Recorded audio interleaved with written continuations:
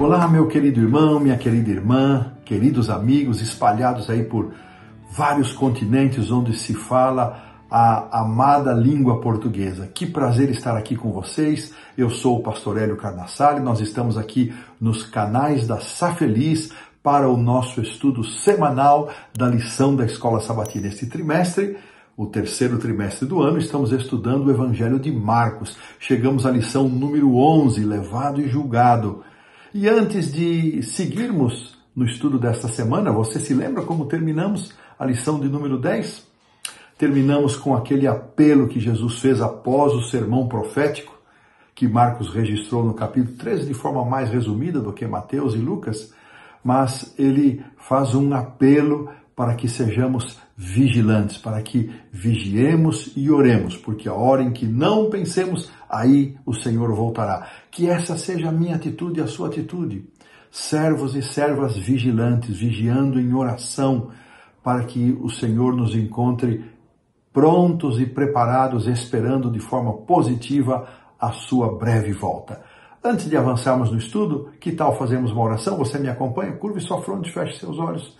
Senhor, nosso Deus e Pai, agradecemos-te o privilégio de separarmos um tempo a cada semana, a cada dia para comunhão contigo e o estudo da tua palavra. Que o Senhor nos abençoe agora ao recordarmos estes momentos tão solenes e significativos da paixão de Cristo. Nós oramos para que sejamos guiados por teu Santo Espírito e sejamos abençoados ao colocarmos em prática estes ensinamentos.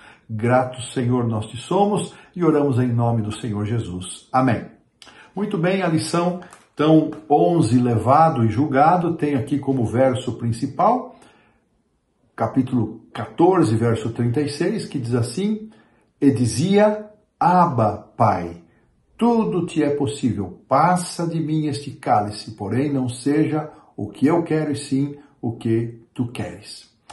Muito bem, queridos irmãos, antes de considerarmos aqui o roteiro que vamos estudar nesta semana, que é o conteúdo desta porção chamada Sábado à Tarde, vamos então lembrar que Jesus vai para o templo pela última vez na terça-feira da semana da crucifixão. Ele passa ali pela figueira, os discípulos se admiram que ela estava completamente seca. Jesus faz as aplicações que já mencionamos, eles vão ao templo ali. O dia é seguido com vários embates. A cena final é aquela cena de Jesus comentando a oferta da viúva pobre. Ao se retirarem, os discípulos elogiam a estrutura e a arquitetura do templo. Eles atravessam o Cedron, aquela baixada, sobem, vão para o Monte das Oliveiras, e ali os discípulos perguntam que sinais haveriam da vinda do Senhor Jesus, quando sucederiam estas coisas. E Jesus então apresenta o conteúdo que nós estudamos no capítulo 13 na semana passada. Eles se retiram para Betânia. E então, nós vamos agora contemplar Jesus nesses capítulos finais, que é o 14, o 15 e o 16 do Evangelho de Marcos, que eles são chamados, conforme a lição nos apresenta aqui, na primeira linha do Sábado à Tarde, como narrativa da paixão. E vamos ver então o que aconteceu nesses dias, quarta e quinta-feira. Nós não temos muitos detalhes, mas temos conteúdo suficiente para ter informações preciosas sobre como as coisas caminharam nessa quarta e quinta-feira. O capítulo 14, ele abre com a quinta narrativa de Marcos naquele estilo sanduíche. Ele começa falando, aqui nós podemos avaliar isso, ele começa falando aqui no versículo 1 sobre o plano para tirar a vida de Jesus. Ele introduz o jantar em Betânia e depois retoma essa narrativa do pacto da traição. Na sequência, os discípulos vão fazer os preparativos para a Páscoa, para a ceia.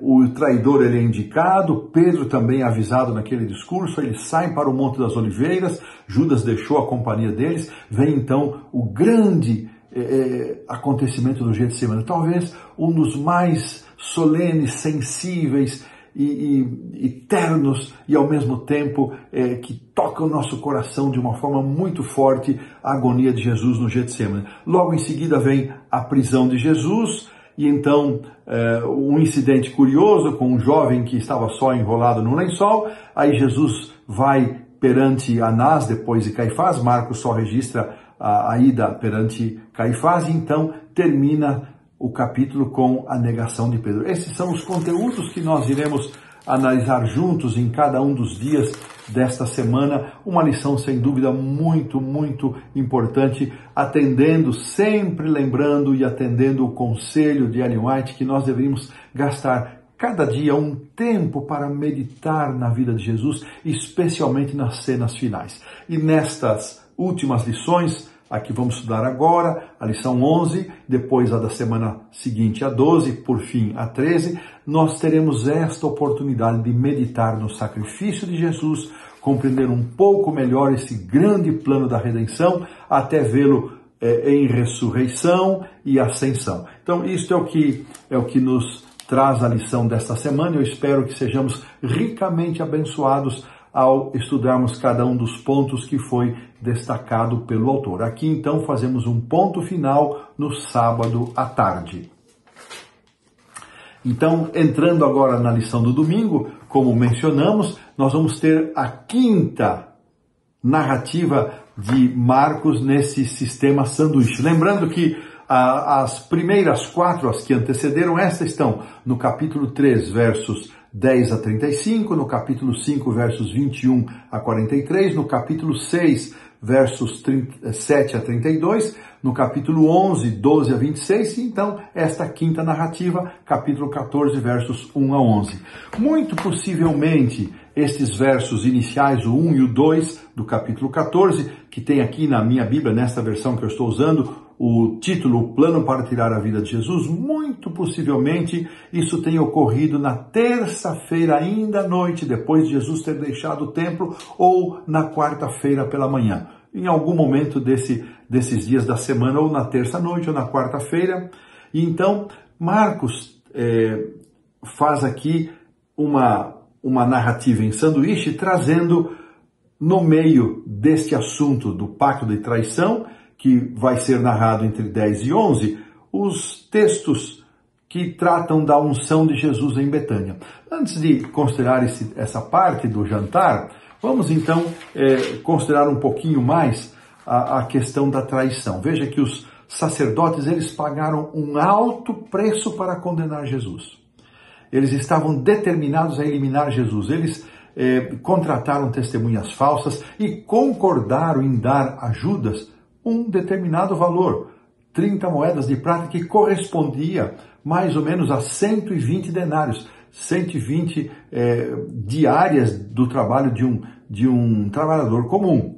E é curioso quando nós percebemos o endurecimento do coração destes homens. Quantas oportunidades, quantas demonstrações do poder de Jesus, das suas características como Messias, como Filho de Deus, foram rejeitadas. Eu espero, irmãos, que ao observarmos a reação destes homens, que o nosso coração não se endureça diante dos apelos espirituais que o Senhor Deus traz e faz ao nosso coração. A lição, ela vai nos apresentar, entre as duas partes relacionadas à traição, a história do jantar. Talvez aqui é bem possível que neste ponto, embora Marcos seja um evangelho bem cronológico, mas tudo indica que esta história ela está fora da cronologia ideal. Tudo indica que a cronologia mais adequada seja apresentada por João, onde esta festa tem acontecido em sábado à noite daquela mesma semana, após o pôr do sol, em casa de Simão. Aqui, nesse relato de Marcos, ele não identifica a mulher, mas nós sabemos, por a identificação dos outros evangelistas, que foi Maria. E ao mesmo tempo em que ele não apresenta isso, mas ele destaca o mais importante, como Jesus valorizou esta atitude de Maria. E ele faz aqui, o autor nos chama atenção, eu achei isso muito bonito, no verso, deixa-me ver aqui, no verso 6, Marcos, afirma que ela praticou boa ação.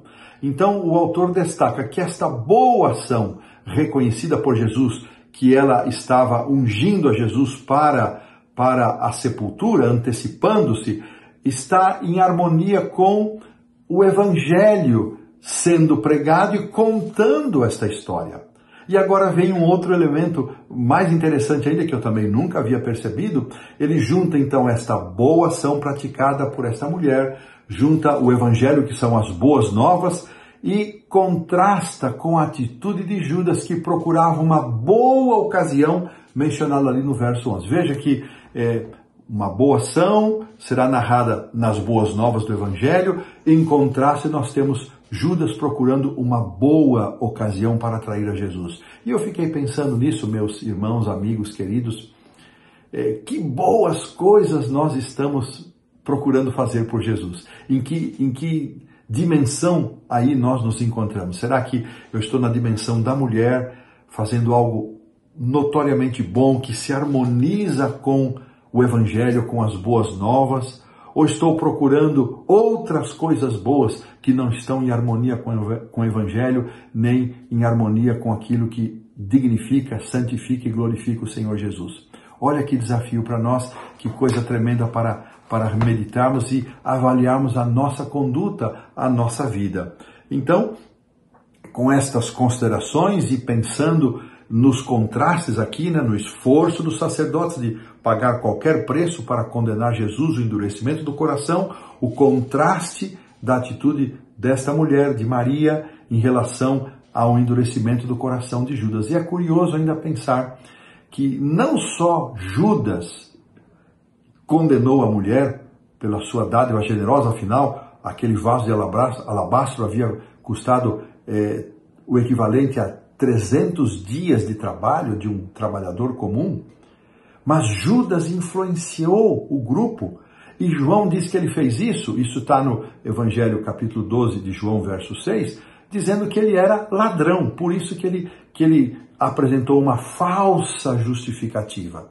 Uma falsa justificativa. Irmãos, eu tenho visto muitas vezes pessoas apresentarem, em nome do seu zelo pela causa do Senhor, condenação a certos projetos, a certas coisas que dignificam a igreja, que fazem a igreja avançar. Nós temos que ter muito cuidado com as nossas ponderações, nas nossas comissões, sejam elas as administrativas das nossas entidades institucionais ou mesmo da nossa igreja local. Às vezes nós assumimos posturas de determinado zelo para proteger as coisas da igreja, mas no fundo nós estamos apenas e tão somente dando vazão ao egoísmo do nosso coração. São lições para nós recordarmos, pensarmos e refletirmos na nossa postura, na nossa posição. Aqui então colocamos um ponto final na lição do domingo.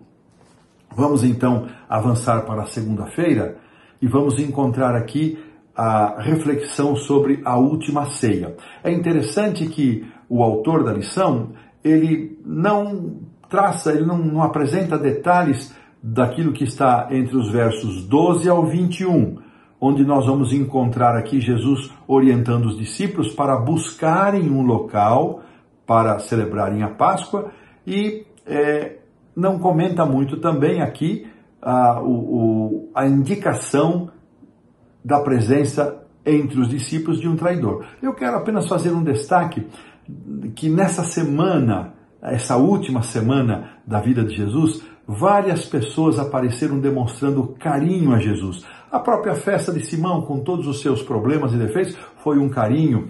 A demonstração de amor de Maria, de quebrar aquele vaso.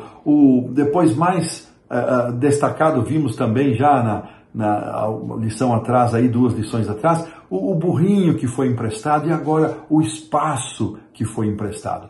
E era muito interessante porque esses preparativos demandaram bastante tempo. Eles tiveram que ir até um local e um cenáculo, uma parte alta da casa, tinham que limpar, colocar ali o que era necessário para a realização da ceia, providenciar os alimentos, os pães sem fermento, os pães asmos, sem levedura, as ervas amargas e o cordeiro pascal também, embora os evangelhos não mencionem a presença, mas não se é possível imaginar que eles tenham celebrado a Páscoa sem a presença do cordeiro, embora o cordeiro, o verdadeiro cordeiro que tira o pecado do mundo estava ali, mas eles celebraram a Páscoa tradicionalmente como o judeu celebrava.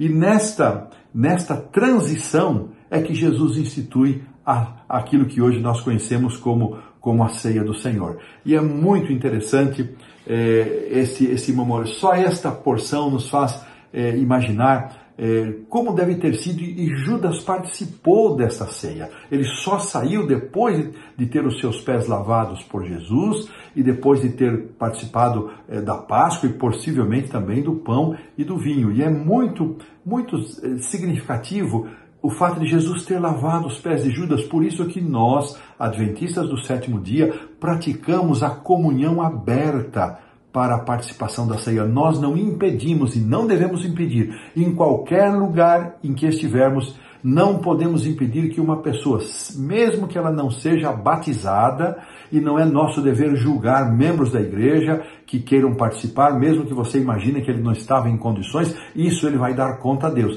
Então nós praticamos a comunhão aberta. Qualquer pessoa adulta pode participar. A única restrição que fazemos, especialmente aqui na cultura brasileira, é assim, nós pedimos que as crianças não batizadas não tomem parte.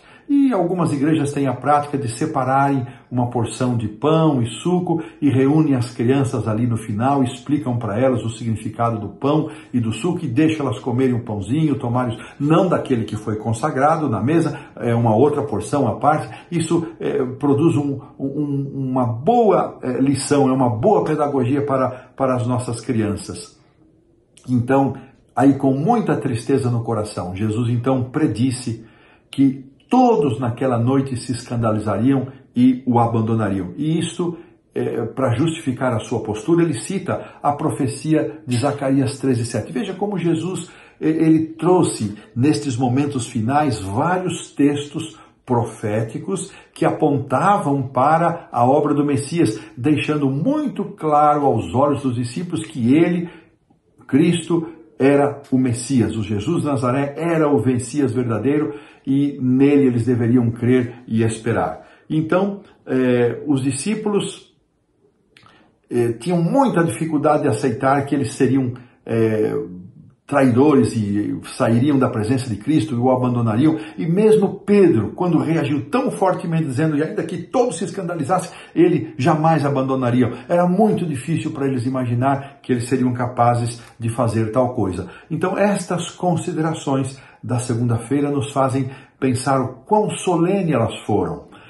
Marcos não registra, mas aqui estão todos aqueles elementos que João registra fortemente: a instituição do lava-pés e aqueles discursos todos que vão seguir o capítulo 14, 15, 16, terminando com 17, aquela oração intercessória de Jesus.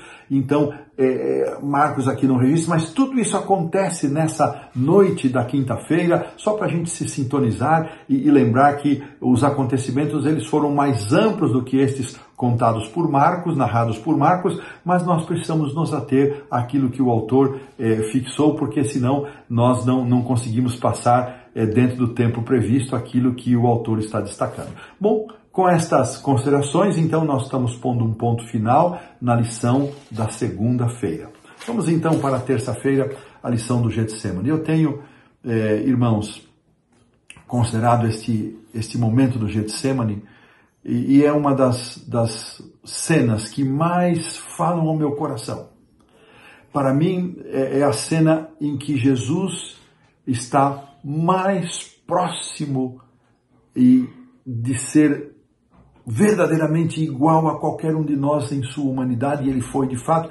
Me parece que Jesus nunca demonstrou tanto a sua humanidade como nesta hora do Getsemane. E eu quero aqui destacar um aspecto que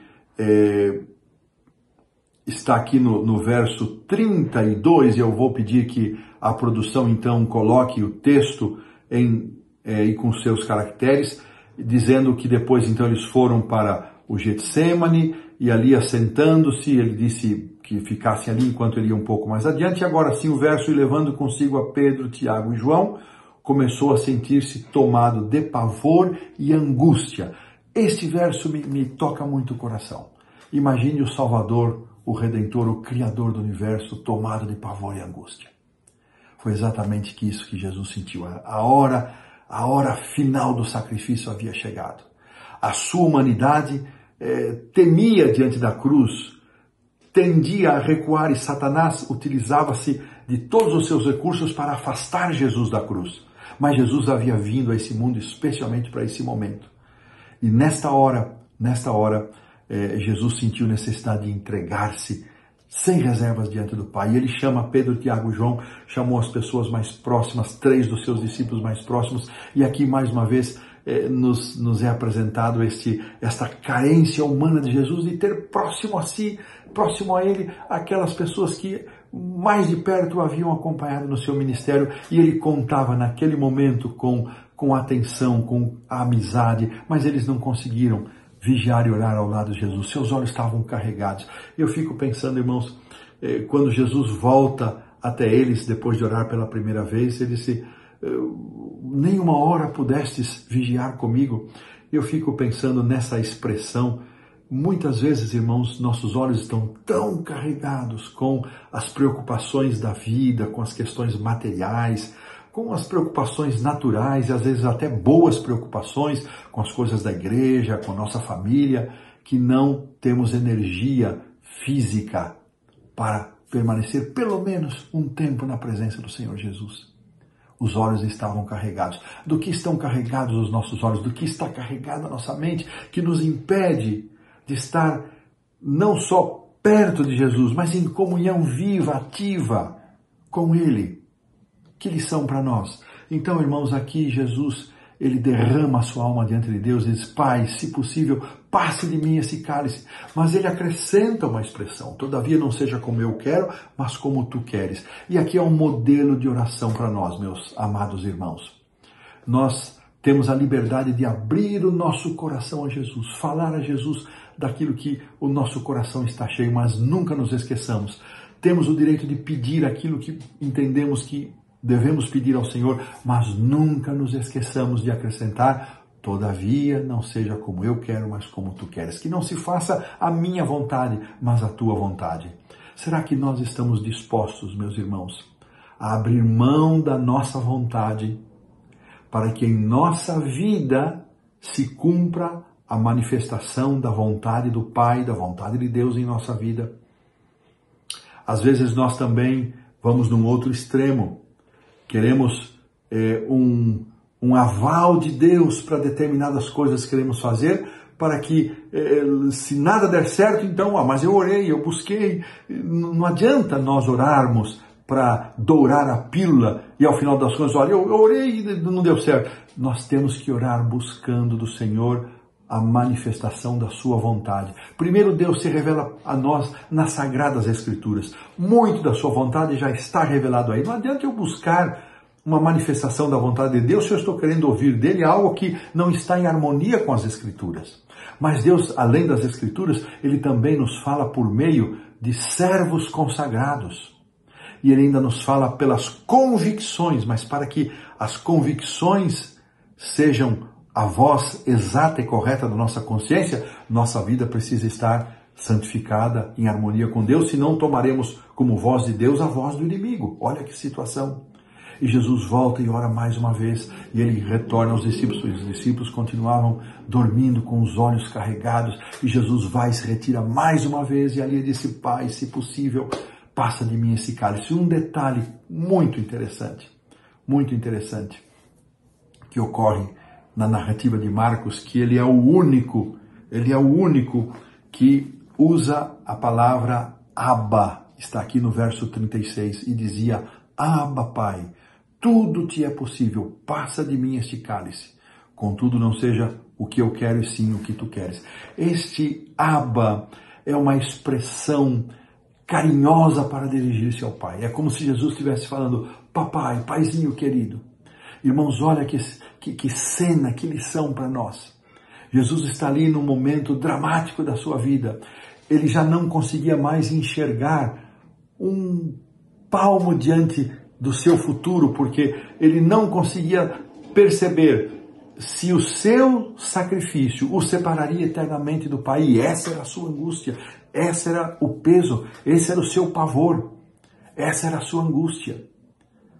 E mesmo sem enxergar nada à sua frente, ele dirige-se a Deus dizendo: paizinho, papai querido. Irmãos, que lição para nós. Muitas vezes nós não temos um discernimento daquilo que está à nossa frente. Não recebemos de Deus uma manifestação clara. Deus não se manifestou claramente ao Filho nesse momento. Jesus orou pedindo para que o cálice dele fosse afastado, e a resposta de Deus a Jesus veio na forma de uma cruz. E mesmo assim ele continuou dizendo, paizinho, papai querido.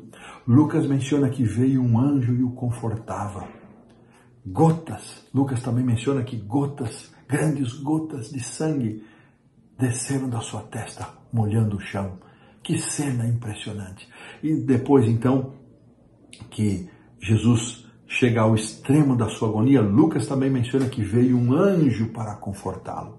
Irmãos, muitas vezes nós vamos à presença de Deus, buscamos uma resposta, não temos aquilo que desejávamos, mas Deus não nos abandona. De alguma forma Deus sinaliza que Ele está conosco, Ele está ao nosso lado. Mesmo que Ele não nos retire do caminho da cruz, Ele manifesta o seu amor para conosco, Ele manifesta o seu carinho, o seu amparo, e foi o que aconteceu com Jesus. Isso serve de lição para nós. Sabe, queridos irmãos, Jesus no Getsemane, Ele desceu às mais remotas profundezas da experiência humana para que não houvesse abismo pelo qual nós tenhamos que passar, pelo que Ele mesmo não tivesse já passado. Que lição! E por fim, irmãos, no Getsemane, Jesus nos ensina a aceitar aquilo que não podemos compreender. Em nossa vida, em nossa caminhada, nós vamos colecionando perguntas sem respostas. Pense na sua vida. Quantas perguntas sem respostas? Eu já tenho algumas sem respostas. Mas quando vem o desespero pela resposta, olhamos para Jesus no Getsemane e aprendemos a lição. Jesus aprendeu a aceitar aquilo que ele não podia compreender. Há alguma coisa na sua vida que você não tem resposta, não consegue compreender? Olhe para Jesus no Getsemane. Ele nos dá a força para seguirmos adiante sem perdermos a confiança no nosso Abba Pai, no nosso Paizinho, no nosso Pai amado. Quanta lição maravilhosa do Getsemane. Aqui então nós colocamos um ponto final na lição da terça-feira. Na quarta-feira então, nós aqui vamos entrar agora nos momentos dramáticos da reação dos discípulos, da prisão de Jesus, e vamos ver aqui algumas coisas curiosas que o Evangelho de Marcos registra, e uma delas exclusivamente. Então, quando por fim Jesus volta a terceira vez lá diante dos discípulos, eles estão dormindo, aí Jesus os reúne e diz, olha, termina assim a mensagem, levantai-vos, vamos, porque o traidor se aproxima. E quando Jesus está ali com os 11, né, e chega aquela turba com porretes, e esse grupo também foi gasto para os sacerdotes, os escribas e fariseus, eles contrataram essas pessoas, e eles se aproximam de Jesus, e aí algumas coisas curiosas acontecem. Jesus diz, olha, por que vocês vêm a mim com porretes, com lanças, com paus, com espadas? Eu estava no templo ensinando, vocês poderiam ter me prendido ali. E Judas, o mais deplorável em Judas, irmãos, é que ele se aproxima de Jesus, utilizando-se da amizade de Cristo, o beijo da traição. O Desejado de Todas as Nações comenta que, mais ou menos um ano antes desse tempo, Judas havia rompido seu coração e havia se separado de Cristo quando ele teve a clara percepção de que Jesus não implantaria um reino terrestre. E quando Jesus o repreendeu no jantar de Betânia, ele se sentiu muito mal com a repreensão de Jesus, e ali ele finalizou a dureza do seu coração, a rejeição a Cristo, e ele sai dali para vender a Jesus pelas 30 moedas de prata, equivalente a 120 denários. Então Judas agora vem e se aproxima com aparência de amizade. Irmãos, várias vezes nestes momentos finais, especialmente ali na parábola viva da figueira que secou, Jesus condenou esta religião de ostentação, esta religião de aparências. E aqui mais uma vez Judas quer demonstrar a sua amizade com Jesus e no fim ele está traindo a Jesus. Que coisa triste, que lamentável, que deplorável. Então Jesus também menciona, irmãos, aqui mais uma vez, diante daquele grupo, que tudo aquilo estava acontecendo não era porque eles eram fortes, eles tinham autoridade para isso, é para que as Escrituras se cumprissem. Isso está no verso 49. Jesus, olha, tudo isso para que se cumpram as Escrituras.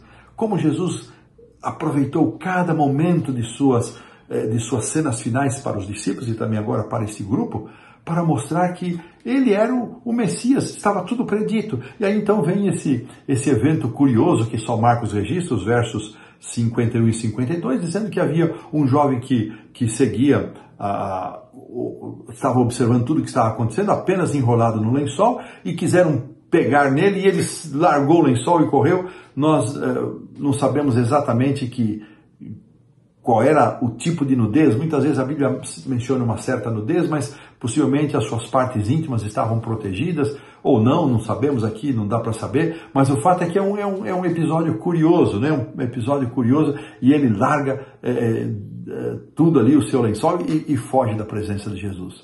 Curiosamente, todos os discípulos também fugiram. A palavra de Cristo se cumpriu com triste realidade. Só João acompanhou Jesus, Pedro também escapou, e ainda há aquele episódio em que Pedro corta quem menciona que é Pedro, e o nome do servo do sumo sacerdote, que era Malco, é João, né? Ele menciona isto, capítulo 18, versos 10 e 11, e Jesus disse, não é esse o caminho. Jesus cura. Irmãos, mais uma demonstração do poder de Cristo, e nada fazia aqueles homens sentirem a sensibilidade e a aceitação para servir a Jesus. A lição faz aqui um comentário interessante na quarta-feira, dizendo que todos os discípulos fugiram, incluindo Pedro, que depois vai reaparecer ali no pátio do sumo sacerdote. No entanto, este jovem, né, que acabamos de mencionar, o autor faz um comentário interessante dizendo o seguinte: o jovem, em vez de deixar tudo para seguir a Jesus, deixou tudo para fugir de Jesus. E com esse pensamento eu quero terminar a lição da quarta-feira. Como é que estamos nós nessa situação? Estamos deixando tudo para seguir a Jesus? Ou estamos deixando tudo para fugir de Jesus? Seguir a Jesus, fugir de Jesus, uma escolha que devemos todos tomar, uma decisão que temos a cumprir. Aqui então fazemos um ponto final na lição da quarta-feira e vamos então avançar para a quinta-feira, que traz aqui o título Quem é você? Na verdade, esta foi a busca de Caifás para Jesus. Quem é você? Então, aqui nós vamos encontrar os versos 53 até os 72, a história de Jesus perante o Sinédrio, que é seguida da negação de Pedro e depois retoma o julgamento de Jesus. Então o autor considera que esta porção, que vai do capítulo 14, 53 até o 15, verso 15, que estudaremos já na próxima lição, é a sexta e última história neste formato sanduíche. Então nós vamos começar aqui vendo alguns comentários de Jesus perante o Sinédrio, vamos ver a negação de Pedro ainda nessa semana, e depois retomamos no capítulo 15 Jesus como Pilatos, como o complemento desta parte inicial do sanduíche. Então, aqui vem essa sexta parte. Marcos não registra isso, mas tanto o Desejo a Todas as Nações como outros evangelhos mencionam que Jesus foi levado primeiro perante Anás, que era o sumo sacerdote de honra, né, honorífico, embora Caifás fosse aquele que realmente exercesse o ofício de sumo sacerdote. E mais uma vez aqui, testemunhas falsas foram contratadas, e eu fico imaginando quanto se investiu, quanto os sacerdotes investiram para forjar um julgamento, para tentar condenar a Jesus a qualquer custo. A que ponto chegaram estes homens? E Jesus ia guardando silêncio diante de todas as acusações que eram feitas, mas finalmente Caifás, o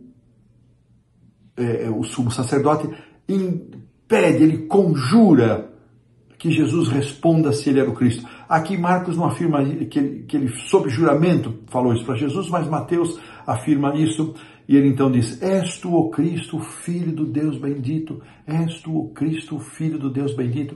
Veja, irmãos, eles queriam que Jesus, por suas próprias palavras, se incriminasse. Eles sabiam que Jesus era o Cristo, Filho do Deus bendito. Eles não aceitavam, endureceram o coração, mas eles sabiam, tinham tido evidências de sobra para isso. Então, Jesus respondeu, está no verso 62, eu sou. E verão o Filho do Homem assentado à direita do Todo-Poderoso, vindo com as nuvens do céu. Interessante, irmãos, que o autor da lição relaciona esta expressão de Jesus ao livro de Daniel, capítulo 7, versos 13 e 14. Interessante esta conexão. Então, o que fez o sumo sacerdote? Ele rasga suas vestes, mesmo que o livro de Levítico, capítulo 10, versos 6 e 21, 10, proibiam os sumos sacerdotes de rasgarem as suas vestes e de desgrenharem os cabelos. Mas eles criaram uma exceção quando, diante de uma blasfêmia, o sumo sacerdote poderia rasgar as suas vestes, algo que não estava na lei levítica. E, ao mesmo tempo, foram tantos os erros cometidos no julgamento de Jesus, porque não se poderia afirmar exatamente que Jesus tivesse cometido uma blasfêmia. E segundo, jamais uma pessoa poderia ser condenada por suas próprias palavras.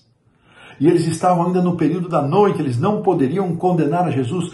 Então, vários erros que foram cometidos por esse julgamento ainda na casa ali de Caifás. E a lição vai discorrendo agora sobre a negação de Pedro. Jesus havia advertido Pedro que, e no caso do Evangelho de Marcos, outros evangelhos falam de uma vez, aqui Marcos fala que o galo cantou 2 vezes, isso não é o mais importante. O mais importante é que Jesus havia falado, dado essa advertência para Pedro, e Pedro, ao mesmo tempo que não aceitou, ele ainda com jactância, com altivez de espírito, ainda que todos te abandonem, eu não vou abandonar. E Pedro então nega. E triste, irmãos, que o verso 71 diz que ele não só negou, mas ele começou a praguejar e a jurar. Não conheço esse homem de quem falais. E há alguns que compreendem, querem entender que ele não só negou, mas ele pronunciou palavras de baixo calão, desmerecendo a pessoa do Senhor Jesus. Então, quando o galo cantou, de acordo com Marcos, a 2ª vez, Pedro se lembrou. E o desejado também nos afirma, irmãos, que o olhar de Pedro se cruzou com o olhar de Jesus. Nós vamos ver isso logo mais aqui na lição da sexta-feira. E aquele olhar de compaixão, de misericórdia, de tristeza, comoveu a Pedro profundamente, tão profundamente, que ele saindo, aqui a Bíblia diz, o verso final aqui do capítulo, do verso 72, diz, caindo em si, desatou a chorar. Outro evangelho diz que ele chorou amargamente. Meu querido irmão, minha querida irmã, eu não sei se você alguma vez já passou por uma experiência assim de negar a Jesus. Não praguejar, não jurar, não desmerecer Jesus com palavras, mas talvez com alguma atitude, sem aproveitar-se de algum momento para dar um testemunho, às vezes aquela risadinha amarela diante de comentários desafetuosos com respeito a Jesus, ou mesmo até ofensivos, você não quer falar nada, quer ser politicamente correto. Mas seja como for, a atitude de Jesus com Pedro foi de amor, de misericórdia. Esse é o que se destaca em Cristo para conosco, o seu amor e a sua misericórdia. Se você carrega o peso em sua consciência de alguma vez ter negado a Jesus, ou de você estar em negação de sua fé por alguma razão, lembre-se do olhar de Jesus, um olhar de misericórdia. Aqui então pomos um ponto final na lição da quinta-feira. E avançamos então para a lição da sexta-feira, onde eu quero destacar um trecho de Ellen White sobre essa situação de Pedro, no Desejar Todas as Nações, página 570, dizendo o seguinte: o Salvador, em meio aos severos juízos, virou-se e olhou diretamente para o pobre discípulo, referindo-se a Pedro. Ao mesmo tempo, os olhos de Pedro foram atraídos para o Mestre. Naquela suave fisionomia, diz aqui o texto, ele viu profunda piedade e tristeza, e nenhuma irritação foi vista ali. E aqui ela continua dizendo, contemplar aquele rosto pálido e sofredor, os lábios trêmulos e aquele olhar amável, cheio de perdão, isso atravessou como uma flecha o coração de Pedro. Sua consciência foi despertada, sua memória foi ativada, lembrou-se do que Jesus havia dito, ele acabara de declarar que não conhecia Jesus e lá estava Jesus, e ele então olha para dentro de si e vê a maldade, a falsidade do seu coração que nem ele próprio conhecia. E ele então sai e chora amargamente. Que momento dramático. A lição trouxe 5 perguntas para consideração. E eu quero brevemente destacar aqui alguma coisa. Jesus, a primeira pergunta, destaca a profecia que Jesus fez acerca da atitude de Maria. Esta fez o que podia. Estamos nós fazendo o que podemos para Jesus. Depois, a lição traz aqui um contraste entre Judas e Pedro. Pedro sentiu remorso, Pedro se arrependeu. Judas sentiu remorso, Pedro se arrependeu. E há tantas outras semelhanças, né? Judas queria que as suas ideias fossem postas em prática. Jesus rejeitou e ele não acreditava que Jesus se deixaria prender. Pedro não. Pedro foi fraco, foi falho e ele depois se rendeu completamente a Jesus. Depois aqui fala do significado da ceia do Senhor, a importância dela para nós como um ato especial de reconsagração. Aí traz mais uma vez aqui a consideração, a oração do Getsemane. E afinal, embora Pedro tenha falhado em suas negações, o mestre não o rejeitou. E esta é a ideia final com que eu quero terminar a lição. Embora nós possamos falhar, negar a Cristo, pecar, Cristo não nos rejeita. O seu amor é eterno para conosco. Que este seja o pensamento que acalente o nosso coração e que ele nos abençoe ao estudarmos, recapitularmos a lição, estarmos em contato com os nossos irmãos e que essa seja a bênção para todos nós desta lição. Amém. Ora comigo, Senhor nosso Deus e Pai. Graças te damos por recordarmos momentos tão maravilhosos do sacrifício de Jesus. Ajuda-nos, Pai, a render o nosso coração integralmente a Ti e abençoa-nos para termos uma relação e uma comunhão mais íntima contigo e a nossa prece em nome do Senhor Jesus. Amém. Um forte abraço e até a semana que vem.